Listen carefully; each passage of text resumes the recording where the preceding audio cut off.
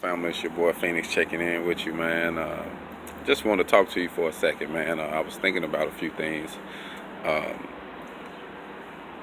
When you're networking properly, things will line up for you. I mean, it might not seem like it at first, you get to, doing your thing and you be like, damn, is this shit gonna work out? You know what I mean?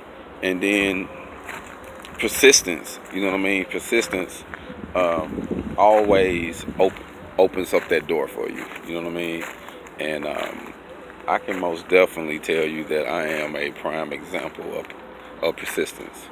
So, to my folks who's welding or who just want to be independent, I just want to be that example that if you put your mind to it,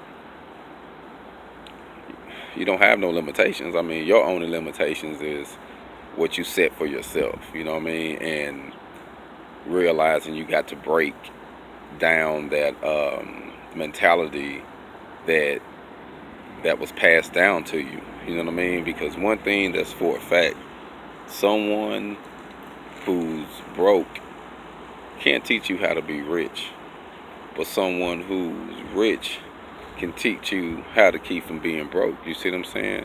So you can't blame someone for the knowledge that they passed down to you and what they give us and what we thought was A1, because that's what they knew.